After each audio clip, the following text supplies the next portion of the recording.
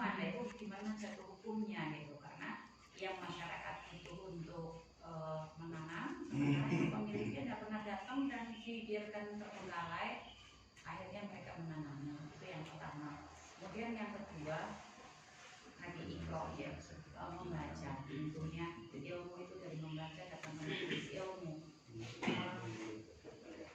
Dengan kondisi saat ini itu kalau saya melihat orang itu membaca itu sangat rendah ya, untuk apa namanya ya, mereka mau membaca dengan teliti buku-buku atau itu kan sebenarnya banyak, tapi lebih suka melihat yang bersifat hiburan, maka orang TikTok atau YouTube apa. Nah, kalau orang mau baca itu juga sangat rendah. Dan bagaimana kita mau apa ya namanya, memberikan rangsangan stimulus untuk mereka yang di sekitar kita, biar mereka itu bisa tumbuh dengan bacanya.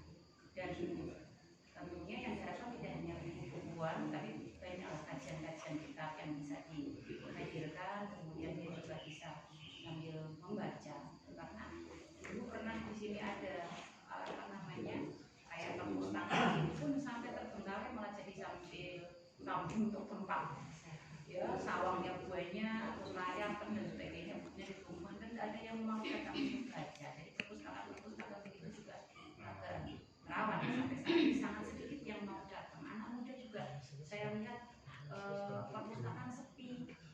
Memang kalau di internet HP mungkin ada semuanya ya, saya juga tidak yakin itu, karena ada kecenderungan juga copy paste dan dibaca sampai tidak nyambung dengan temanya yang kita kasih PR gitu juga.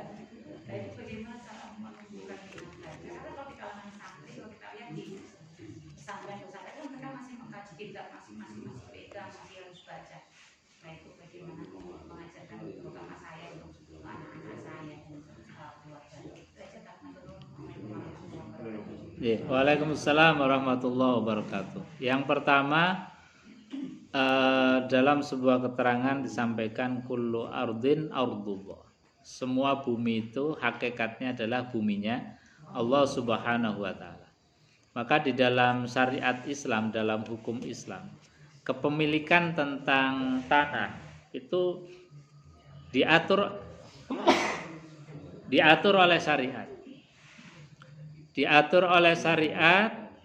Manakala kita memiliki tanah, kemudian tanah itu bisa dikelola dengan baik, produktif, manfaat untuk diri dan umat banyak orang, maka itu bisa menjadi kepemilikan.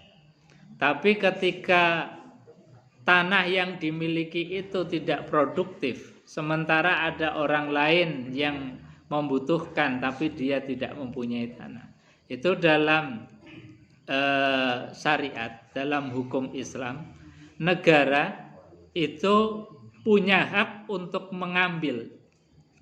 Nah ini yang mungkin belum dipunyai dari konstitusi di negara kita.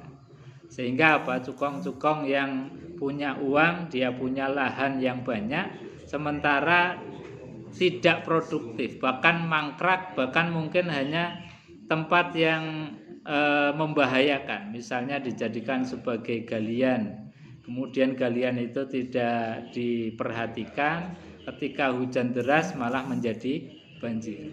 Nah, ini yang di dalam syariat itu sebetulnya dilarang.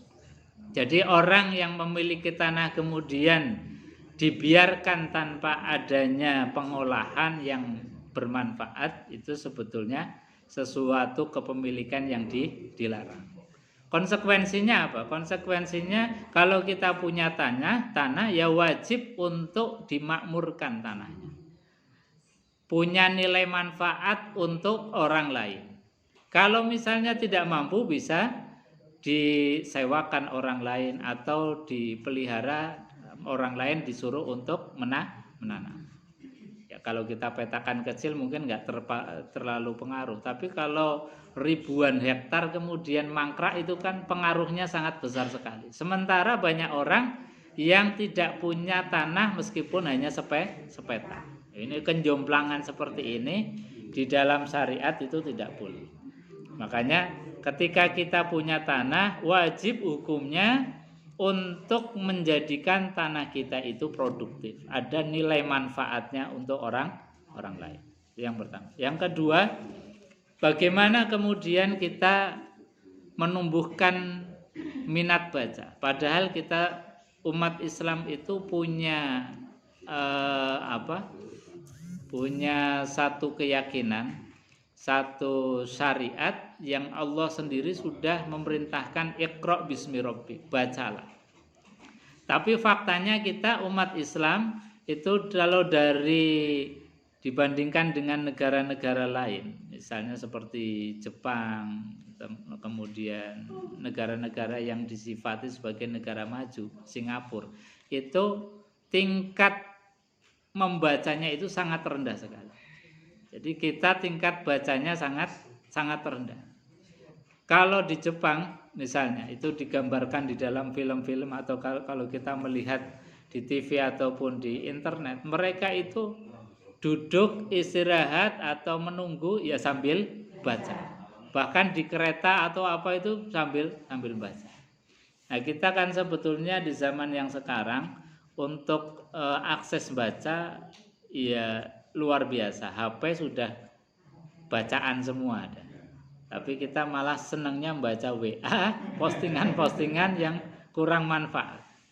Nah, bacaan-bacaan yang kemudian memberikan kita itu manfaat, yang paling bagus ya bacaan Al-Quran, sunnah-sunnah Rasulullah. Maka biasakan tiap hari tidak boleh luput dari satu ayat kita membaca Al-Quran dan dipahami artinya, maknanya. Satu ayat satu hari itu sudah luar biasa. Apalagi kita punya grup, misalnya grup itu di samping bacaan Al-Quran, juz ini sudah dibaca, itu mungkin diselipkan satu ayat untuk disampaikan. Kemudian artinya syukur ada tafsirnya. Diselipkan lagi mungkin satu hadis Rasulullah SAW disampaikan. Sehingga tiap hari itu paling tidak kita membaca satu ayat dengan arti, membaca satu hadis dengan arti. Itu diantara menumbuhkan tadi minat baca. Meskipun kita mungkin dengan minat baca melalui buku-buku akan semakin jauh lagi. Kita punya buku hanya pajangan di rak-rak. Tapi kita tetap harus punya daya upaya bagaimana menumbuhkan kembali minat baca, karena baca itu bagian daripada syariat Islam. Jadi membaca saja sudah syariat. Apalagi tadi membaca Quran, setiap hurufnya itu dikasih reward pahala dari Allah 10 kebaikan. Paham, kemudian kita tahu persis ilmu akan semakin menjadikan kita tambah barokah hidupnya. Amin Allahumma amin. Saya kira itu. Ada lagi? Cukup ya? Kita akhiri dengan membaca sholawat tibil qulub bersama-sama. Allahumma sholli ala sayyidina Muhammadin tibil qulubi wa dawaiha wa afiyatil abdani wa shifaiha wa nuril wa diyaiha wa ala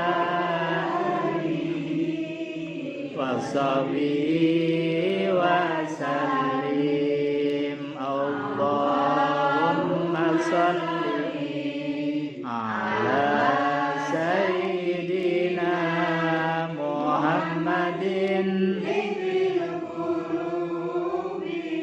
wa dawaiha wa afiyatil abdani wa shifaiha wa nuril absari wa diyaiha wa ala alihi wa sahbihi wa sallim.